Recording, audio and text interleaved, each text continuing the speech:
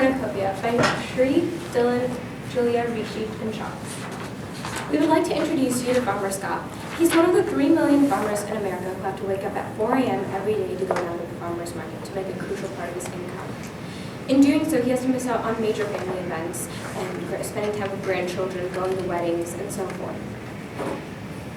But even though farmers markets have tripled in size and in revenue, farmers still struggle to make a stable income. What Cornucopia would like to do is we would like to connect the 40 million farmers market shoppers as well as the vendors, which are small businesses and local farmers, together to help them make maybe a more stable income. How we plan on doing this is we plan on being accessible. We are a web-based farmers market that plans to have an easy access for both vendors and shoppers. We also plan on being transparent on our website, meaning that any post that the farmer makes, what the vendor makes, will be incredibly descriptive because we want to build that vendor-shopper trust. We also want to provide that extra income and extra growth in their businesses vendors require. Finally, we want to be sustainable. We want our business to overall promote the lifestyle of local and fresh foods. On our demo, we have a Find Food button for our shoppers. When they click it, it leads them to the marketplace. On the marketplace, they'll have, they can filter through which farmers markets near them, as well as the options of whether they want it to be organic or so forth. Once they click the option that they want, they can scroll through the vendor's post, and soon they can pay on the post as well. And once they do pay, we send them down an email, and we confirm their purchase along with their order and reminder of what times the farmer will be there at the farmer's market. On the vendor side, we just have a sign up button for them, and it leads them to their separate landing page where they may sign up and they can upload their posts. For Cornucopia, there are 2 main customer segments that we need to target: the vendors and the shoppers. For the vendors, we mainly plan on targeting those which sell perishable goods, mainly because those perishable goods need to be sold at that farmer's market. Otherwise, the farmers will lose money since they go bad. On the other side of things, there are also the shoppers. These shoppers, from our customer interviews, we found out they're mainly middle to upper class, older families that live in the suburbs because they have the time, the inclination, the money, and the ability to go to the farmers markets and buy the goods. So on to our markets. Our total addressable market is $978.7 million and grows at a rate of 10% according to IBISWorld. That is all the money generated by farmers markets in the United States. Since we are a service, local-based company, our serviceable addressable market will be a fraction of our total addressable market. That's why we got $19.6 million. We calculated the amount of people that live within our local area, and then we took the percentage of people who either are vendors or go to farmers markets. That's what we calculated that. Then for our market share, we will have a market share of 0.07% at the end of our first year and generate a revenue of $14,240, which Rishi will go into in depth later in our financial section. For our competitors, we mainly have two competitors. The first is Market Wagon, which is a direct competitor, because they are also an online farmers market. However, our simplified pickup system will allow us to offer lower costs, so that's how we plan to get ahead. On the other hand, we have physical farmers markets, which are an indirect competitor for us, since customers can choose to forego our online-ness and instead go directly to the farmers markets. But we are easier to use, so I think that's why they would choose us. So how are people going to find out about us? We plan on printing posters with a QR code to our website to distribute at farmers markets every other week. In addition to the farmers markets, we will also be distributing these flyers at other locations where we can access our target audience, such as bakeries, grocery stores, and specialty food stores. In conjunction with the flyers, we will be distributing business cards specifically to potential vendors. To facilitate and boost our print and promotion, we will regularly be engaging with our customer base and potential customers at farmers markets. Throughout February, we will be visiting this list of winter farmers markets, and as more open up in March, we will be expanding our reach to this list here. Now, onto our paid online marketing. We found that the most effective, affordable, and feasible way of promoting ourselves online is through boosting posts on social media.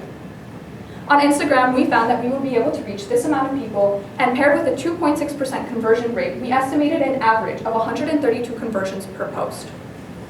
On Facebook, we found that we would be able to reach this amount of people and gain 139 to 355 clicks, according to a Facebook calculator for business accounts. We determined that Instagram would be better suited to our younger demographics, such as our shoppers, while Facebook, on the other hand, would be better suited to marketing toward our older demographic, such as vendors and farmers. To round off our online marketing, we will regularly be engaging with relevant online communities, such as these local Facebook groups. This will allow us to build credibility, establish more customer loyalty, monitor trends in our market, and gain valuable customer insights and pain points. Overall, these marketing strategies will help increase our brand awareness and create a brand that our customers can trust. Moving on, we will only have one direct channel, which will be our website. And the benefit of this is that it will allow us to control the price and monitor the quality of the listings on our site. One setback, however, is that it will be more difficult to scale our business and to increase traffic on the website. Now for the part you've all been waiting for, how are we going to make money? We plan to have a 20% commission on each of our goods, so if a farmer wants to make $10 on a purchase, it would be listed for $12 and we would take the $2 cut. According to digitalcommons.edu, the average order value is $40 per order, so as a result, that commission would result in $8 in revenue. In terms of our cost of goods sold, we would have a 24-cent cost, as that is the about 3% fee, a PayPal fee, which we will use for our transactions. This results in a 97% gross profit margin, which, as Dylan mentioned earlier, would lead to a $14,240 year one gross profit. We got this from the 356 orders. These orders would either be through one customer who purchases multiple times from our website and/or people who just choose to purchase once.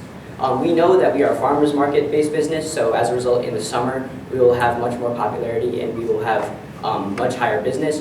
But in the winter, there are still winter markets that we can sell at, and so as a result, we will be able to cover our base costs in the winter and still make some revenue. So to test this, we have two parts of our 3-month MVP. The first part being the concierge side, and the second part being the landing page side. So for the concierge side, we decided to manually fill out orders at the Crystal Lake Farmers Market and expand as time goes on. Now we decided that every 2 weeks, we decided we're going to send a survey to not only the customers, but the vendors as well. So we can garner their feedback and improve as time goes on. Now we decided on April 30th, which is our last month of our 3-month MVP, we're going to send them a questionnaire so they can give us their final feedback and their final thoughts on our service. Now for the second part of our MVP is our landing page MVP. We decided, as Tree stated earlier, we decided to create a landing page for the vendors and the customers as well. So currently we have a couple goals in mind. So 50 shopper signups, a 50% return rate, 100 website click-through, and 15 vendors. We currently have 6 customers and 5 vendors. So here's our current timeline. In February, we're deciding we're going to send our first wave of surveys to not only potential customers, but vendors as well. We're also going to start on improving our concierge MVP while also going to farmers markets to garner new vendors and customers as well. Now, for March, we're basically going to do the same exact thing, except we're going to also continue on improving on our concierge MVP by using the feedback given to us from this last month's surveys by the customers and the vendors. And April, which is our final month, we decided that we're going to send our questionnaire so we can get the final feedback and our final input for all of the customers and the vendors as well, and we're hopefully being able to target our potential goal. So because of this, for our domain and our website cost and our marketing costs, we're asking for a total of $416. So join us for connecting communities and cultivating local goods. Thank you so much for listening.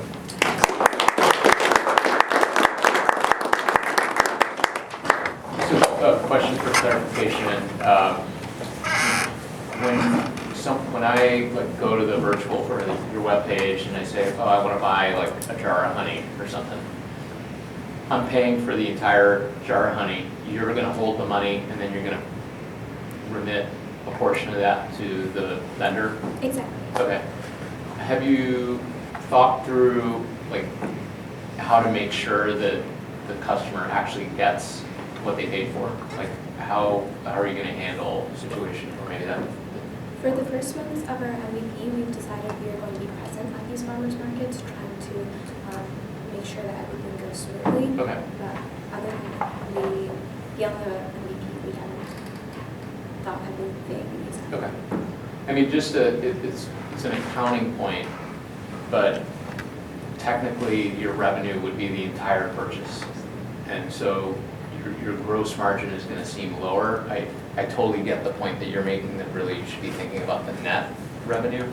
But since you're holding all the money up front and then paying it out, you're going to want to present it that way. Okay. So if it's a $10 jar of honey, I'll pay $12 on that. If I actually go to the farmer's market, will it be a $10 jar or a $12? Like if I actually go to the vendor, not use your website, will it be a $10?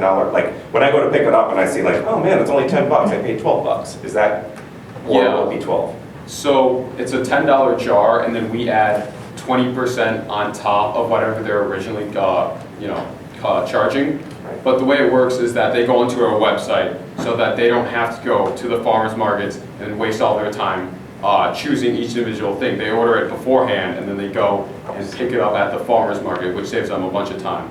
So that's how. And Oh.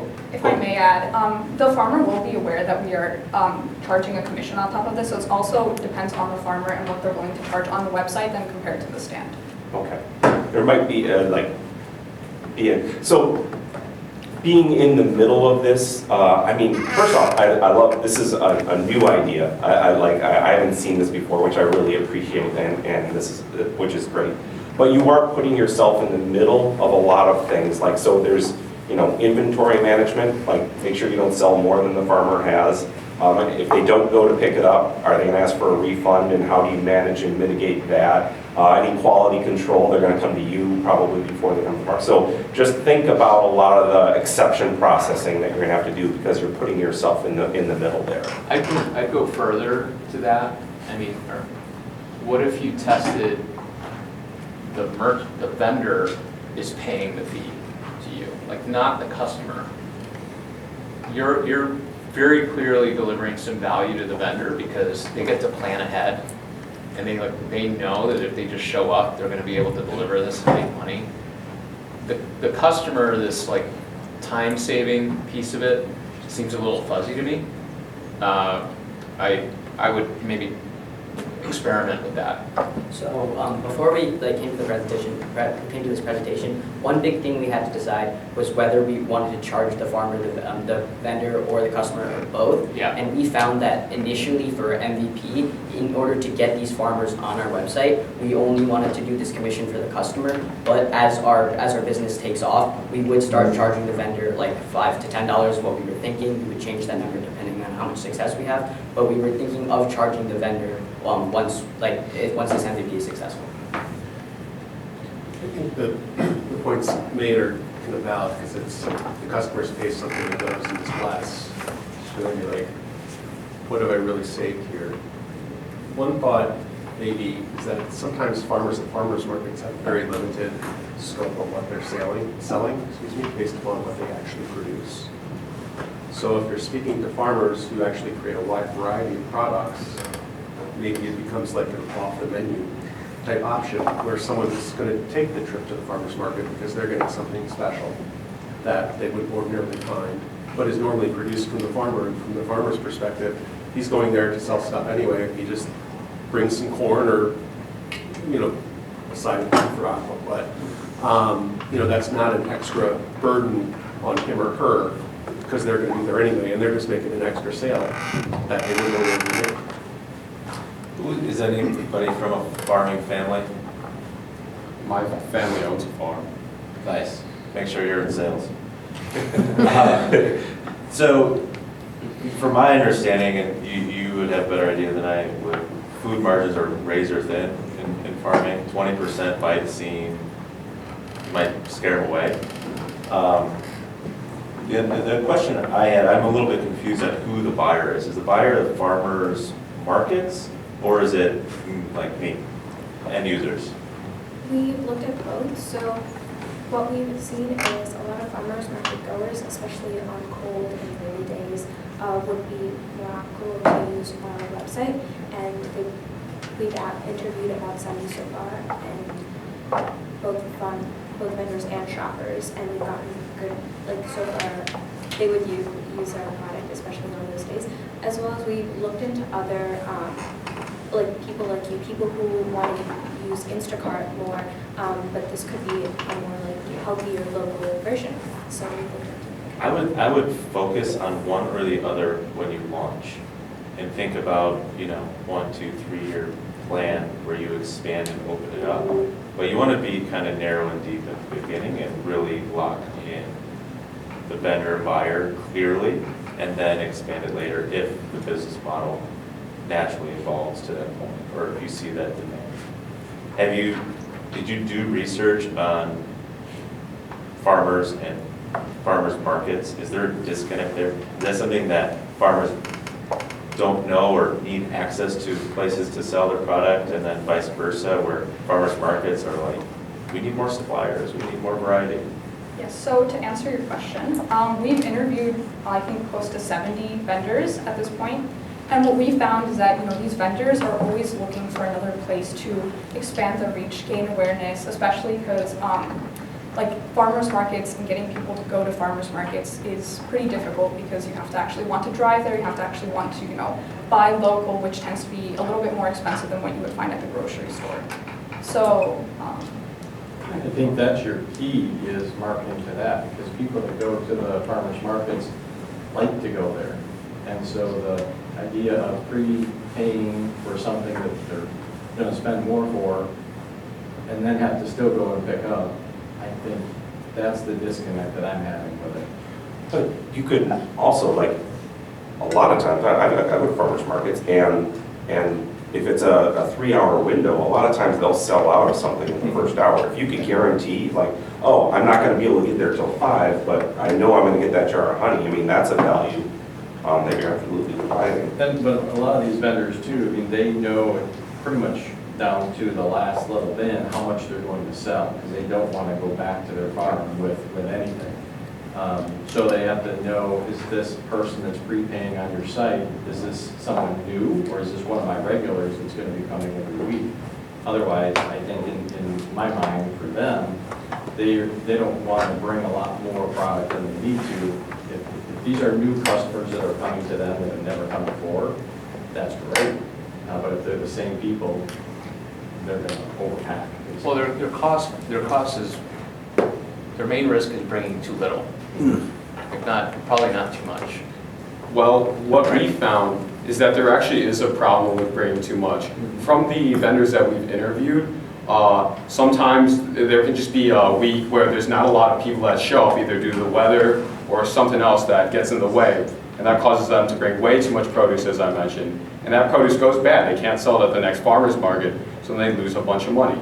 I think our service really helps them narrow down how much they have to bring, because if you pre-place the orders, then you can tell, oh, I need 16 squash, 5 pears, and I think that really helps the farmers sort of plan ahead for the farmer's market. If they set those aside, then, so it's not on the counter, so it's there, then people who actually come know this is what's left. Yeah. And then you gotta come that day, because you don't wanna be in the delivery business, and otherwise, if they're perishable, they're gonna time out, so you gotta come that That's day. version 2.0. Yeah. Is delivery. Maybe. But I really think there's something here. You guys have to be really willing to iterate quickly on this kind of stuff as you get this information. There's something here. Just 2 more other comments. You could also be a destination site. Like, I could go here to find out where the farmers markets are and then link to that. And the last thing, I'm sorry, but Cornucopia, I'm awful at spelling. I would never be able to get to your site because I hear Cornucopia and I have to put 2 P's, 2 C's, like all that kind of stuff. It's just, the name is a little clunky, but I get it, and that's okay if there are QR codes and stuff like that, you're fine, but that's just me. I like the name. I do, I was going to compliment you on it, so. That's good, we're balanced. I have no experience in farming or farmers markets. I'm not even a farmers market shopper. I should be, but so anyways, I'm going to totally stereotype here. and just guess that both of those types of targets are not the most tech-savvy bunch, right? Comparatively, relatively to the rest of the population. So think about your business model going forward if your online shopping cart, your online store requires the buyers and the vendors to admin their products, inventory, orders, all that stuff, right? I think a lot of the ideas that you have are great, but they may be 1, 2, 3, 4 years down the road in this business. I think the first thing you want to look at is connecting people that may not know the other exists and letting people know this will be here, this is what you can expect. Digital storefront, but not necessarily getting so nitty-gritty into all the inventory and order placement and all that stuff. So right now, addressing that stereotype a little bit, with the farmers markets we've been to, and we've been to about 3 or 4 by now, we've introduced vendors and customers there. And a lot of the vendors there, they have their own websites, but they're not getting a lot of like people going to them. So again, like that's where we come in. Also, like, so a lot of them do know how to like kind of make websites and stuff, and the farmers that we talk to that don't, it's a lot of them are family businesses, and a lot of their children are willing to help them upload it and help them be tech savvy. We've also like talked to them because a lot of the marketing we will be doing is going there physically, at least for our MVP. So we would help them if they would like to sign up as well. We have that system. Yeah, I want to just up on one thing that I've already heard, is that grocery stores sell by price, and the price is the biggest thing. It's usually bigger than the thing that they're selling. So price is so key that if you're charging $12 for something that they go there and see it for 10, you probably don't get a repeat customer. You got to just be very careful. So iterate on how that works. You're providing a channel that they don't have, that the vendors don't have. You might be in the channel business by creating their website ultimately, but examine all of those things because there is something here to be done. I'm a little worried about your being able to attend personally some of these farmers markets because you have your other life to work with, not just your business life. So manage your time effectively because you can't do it an hour a day. You'd have to be there the whole day. Vendors get paid to rank higher too. Think about Craigslist Auto Trader, right? I'm gonna be at this farmer's market. They could just pay to be at the top of the list and showcase their products, right? I think Craigslist kind of was genius in that, where 416 is the number. Can you go one page back?